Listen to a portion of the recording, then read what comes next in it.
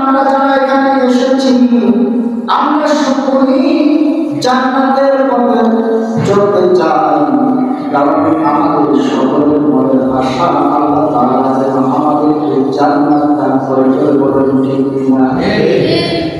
কিন্তু মুসলমান ভাইরা আমার, এই জান্নাতে যে তোমাদের জান্নাত পেতে হলে আল্লাহ তাআলার সন্তুষ্টি অর্জন করতে হবে।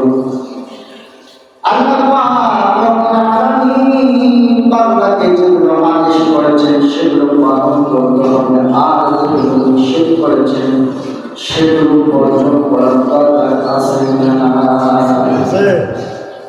মুসলমান ভাইরা আল্লাহর হাবিব মুহাম্মদুর রাসূলুল্লাহ সাল্লাল্লাহু আলাইহি ওয়াসাল্লাম হযরত আলী রাদিয়াল্লাহু তাআলা আনহু কে বলেন, আলী কি কথায় আলী রাদিয়াল্লাহু তাআলা আনহু ডাকে বলেন, ইয়া রাসূলুল্লাহ ইয়া হাবিবাল্লাহ, নবীজি তো আমি আপনার সামনে উপস্থিত প্রণামী করতে চাই। আল্লাহর হাবিব দ্বিতীয়বার আবার ডাকতে বলেন, আলী তুমি কোথায়? আমি যে তোমাকে ডাকছি আলী। হযরত আলী রাদিয়াল্লাহু তাআলা আনহু ডাকতে বলেন, ইয়া রাসূলুল্লাহ ইয়া হাবিবাল্লাহ, নবীজি তো আপনার সামনে উপস্থিত, কি বলবেন বলুন? মুসলমান ভাইরা আমার, আল্লাহর রাসূল সাল্লাল্লাহু আলাইহি ওয়াসাল্লাম তার নবী যখন তাদের উপদেশ বাণী শুনবেন, এই উপদেশ বাণী গুরুত্ব বোঝার জন্য আল্লাহর হাবিব মুহাম্মদুর রাসূলুল্লাহ সাল্লাল্লাহু আলাইহি ওয়াসাল্লাম দ্বিতীয়বার আবার ডাকতে বলেন, আলী তুমি কোথায়?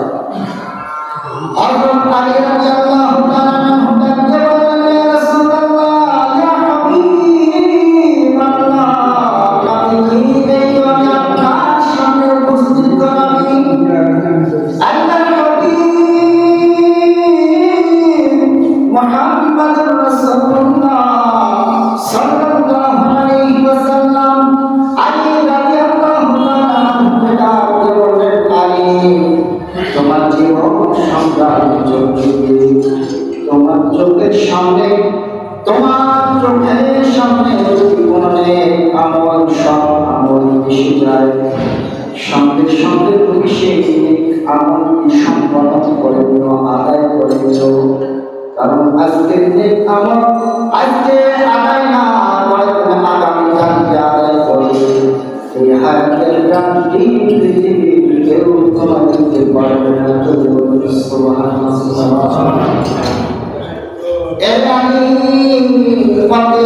চোখের সামনে যখন নেই আমল তোমার চোখের সামনে হবে, সঙ্গে সঙ্গে তুমি সেটা আদায় করে দিবা। আগামী দিনের জন্য আগামী কালকের জন্য তুমি অবশিষ্ট হিসেবে দিও না, কারণ আগামী কাল তুমি বাঁচবা। এই হায়াতের গানটি কেউ তোমার দিতে পারবে না। মুসলমান ভাইরা আমার, আল্লাহর হাবিব বুঝাতে চাই, যখন তোমার রোজা ফরজ হয়ে যাবে, রোজার সময় আমাদের সঙ্গে তুমি রোজা পালন করবে। যখন তোমার হজ ফরজ হয়ে যাবে, সঙ্গে সঙ্গে তুমি হজ পালন করে নিবা। যখনই যাকাত দেওয়ার সময় তোমার হয়ে যাবে, সঙ্গে সঙ্গে তুমি যাকাত আদায় করে নিবা। আর যখনই তোমার উপর সালাত ফরজ হয়ে যাবে, আজান শোনার সঙ্গে সঙ্গে ওয়াক্ত সালাত আদায় করে নিবে। বলুন সুবহানাল্লাহ। মুসলমান ভাইরা আমার, গভীর মনোযোগ। আজকে আমাদের সমাজের অনেক মানুষ, অনেক যুবক কেমন রয়েছে, ফজর যখন মুয়াজ্জিন আযান দেয়, হাইয়া আলাস সালাত, হাইয়া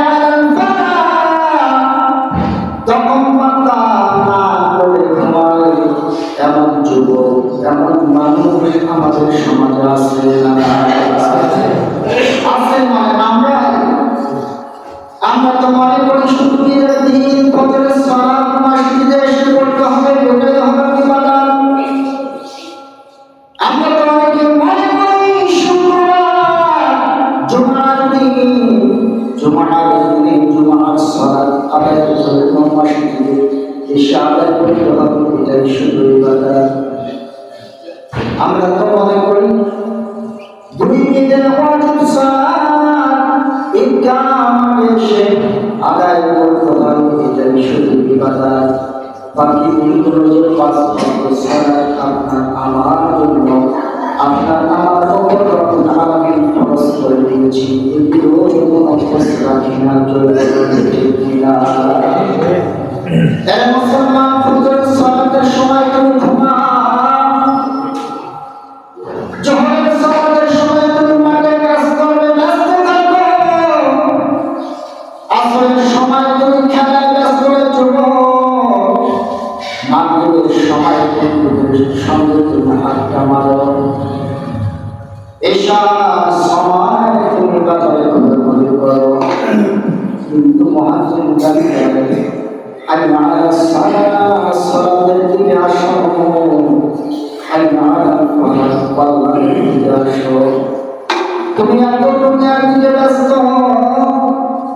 সালাতের আহ্বান তোমার কাছে যাবার, তুমি সালাতের দিকে ছুটে আসো না। এজন্য আল্লাহর হাবিব চাইলেন খালি তোমার চোখের সামনে যখন আমল এসে যাবে, সঙ্গে সঙ্গে তোমরা আদায় করে দেবা। কারণ আজকের যে আমল আজকে না করে আগাম কালকে আদায় করবা, এই হায়াতের কাছে পৃথিবীতেও তোমরা দিতে পারবে না। এমন কোনো দিন এমন কোনো রাত নেই যে যুবকের লাশের খবর নাই, মানুষের লাশের খবর নাই, পানির মধ্যে ডুবে ডুবে মৃত্যু হয়, বরং অ্যাক্সিডেন্টে যুবকের মৃত্যু হয়। সকালবেলা বাবা মার সঙ্গে কথা বলে যুবক সুন্দরভাবে হাসি দিতে পারে, দিতে পারে হয়। আবার সংসারের সময় যুবক লাশ হয়ে বাড়ি আসে, এমন দৃশ্য পৃথিবীর জমিনে আছে না? এমন যুবক কয়েকদিন আর বাঁচবা, একটু মাথা নিচু করে এই মুহূর্তে যদি তোমার চোখটা বন্ধ হয়ে যায়, প্রাণ পাখি যদি তোমার পড়ে যায়, দুনিয়ার সম্পদ যদি তোমার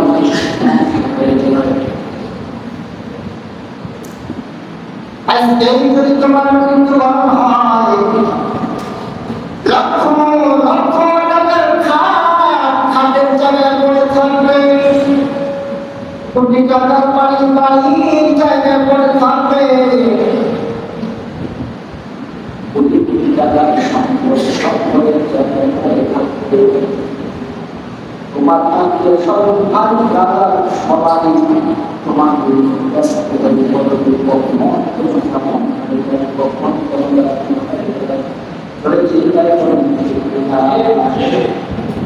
মুসলমান কোটি লাখ টাকার খাটের জায়গায় পড়ে থাকবে, তোমার লাশটা একদম ভাঙা একটা বিছানার মধ্যে এই লাইনের মধ্যে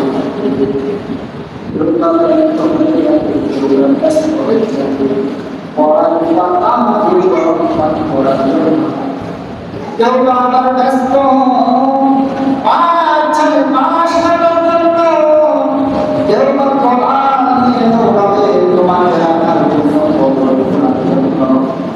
আবার ব্যস্ত হয়ে পড়বে রাশির কাম করার জন্য, এই কামটা করার জন্য মানুষ ছোটাছুটি করবে। মুসলমান ভাইরা আমার গভীর মনোযোগ